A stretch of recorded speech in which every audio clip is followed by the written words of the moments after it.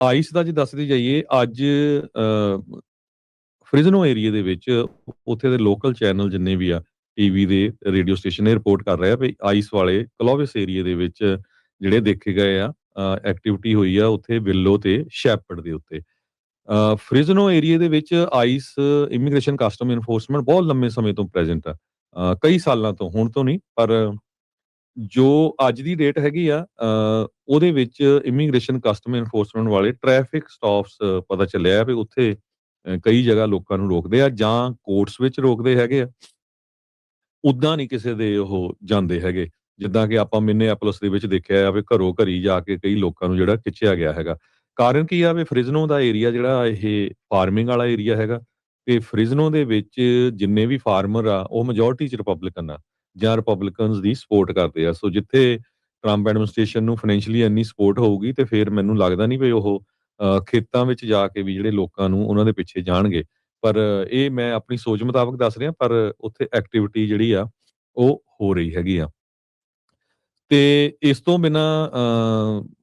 Minneapolis ਦੀ ਆਪਾਂ ਗੱਲ ਕਰਦੇ ਕਿਉਂਕਿ ਉਹ ਬਹੁਤ ਜ਼ਰੂਰੀ ਆ ਤੇ ਕਿੱਦਾਂ 30 ਸਾਲਾਂ ਤੋਂ ਰਹਿ ਰਿਹਾ ਬੰਦਾ ਸਿਟੀਜ਼ਨ ਜਿਹੜਾ ਆ ਉਹਨੂੰ ਬਜ਼ੁਰਗ ਬੰਦੇ ਨੂੰ ਖਿੱਚਿਆ ਗਿਆ ਧੋਇਆ ਗਿਆ ਕਹਿਣ ਦੇ ਬਾਵਜੂਦ ਵੀ ਮੈਂ ਸਿਟੀਜ਼ਨ ਆ ਕੈਲੀਫੋਰਨੀਆ ਦੇ ਵਿੱਚ ਪਿਛਲੇ ਸਾਲ 8250 ਲੋਕਾਂ ਨੂੰ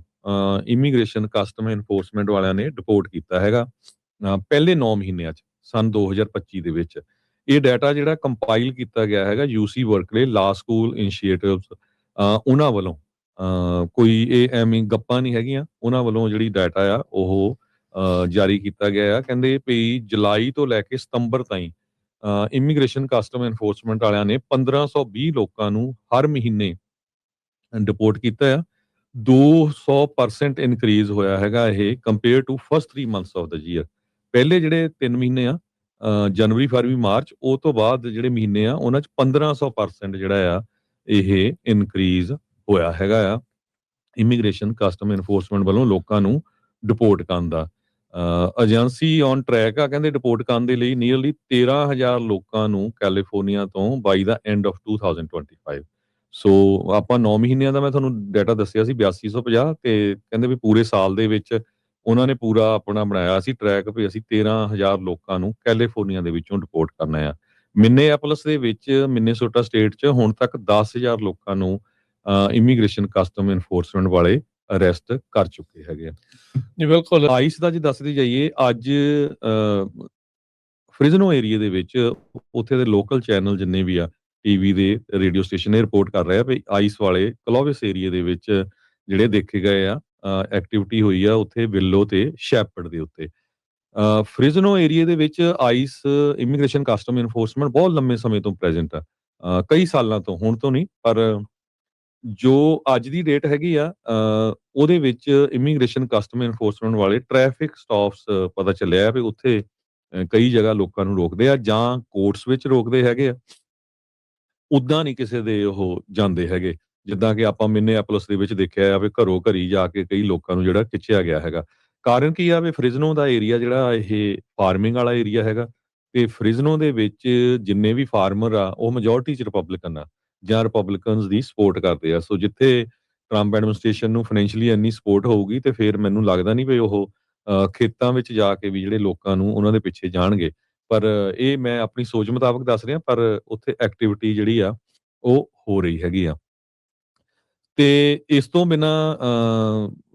ਮਿਨੀਐਪੋਲਿਸ ਦੀ ਆਪਾਂ ਗੱਲ ਕਰਦੇ ਕਿਉਂਕਿ ਉਹ ਬਹੁਤ ਜ਼ਰੂਰੀ ਆ ਤੇ ਕਿੱਦਾਂ 30 ਸਾਲਾਂ ਤੋਂ ਰਹਿ ਰਿਹਾ ਬੰਦਾ ਸਿਟੀਜ਼ਨ ਜਿਹੜਾ ਆ ਉਹਨੂੰ ਬਜ਼ੁਰਗ ਬੰਦੇ ਨੂੰ ਖਿੱਚਿਆ ਗਿਆ ਧੋਇਆ ਗਿਆ ਕਹਿਣ ਦੇ ਬਾਵਜੂਦ ਵੀ ਮੈਂ ਸਿਟੀਜ਼ਨ ਆ ਕੈਲੀਫੋਰਨੀਆ ਦੇ ਵਿੱਚ ਪਿਛਲੇ ਸਾਲ 8250 ਲੋਕਾਂ ਨੂੰ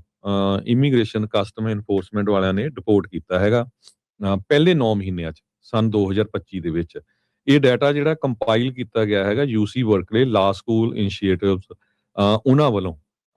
ਕੋਈ ਇਹ ਐਵੇਂ ਗੱਪਾਂ ਨਹੀਂ ਹੈਗੀਆਂ ਉਹਨਾਂ ਵੱਲੋਂ ਜਿਹੜੀ ਡਾਟਾ ਆ ਉਹ ਜਾਰੀ ਕੀਤਾ ਗਿਆ ਆ ਕਹਿੰਦੇ ਵੀ ਜੁਲਾਈ ਤੋਂ ਲੈ ਕੇ ਸਤੰਬਰ ਤਾਈਂ ਇਮੀਗ੍ਰੇਸ਼ਨ ਕਸਟਮ ਇਨਫੋਰਸਮੈਂਟ ਵਾਲਿਆਂ ਨੇ 1520 ਲੋਕਾਂ ਨੂੰ ਹਰ ਮਹੀਨੇ ਡਿਪੋਰਟ ਕੀਤਾ ਆ 200% ਇਨਕਰੀਜ਼ ਹੋਇਆ ਹੈਗਾ ਇਹ compare to first 3 months of the year ਪਹਿਲੇ ਜਿਹੜੇ 3 ਮਹੀਨੇ ਆ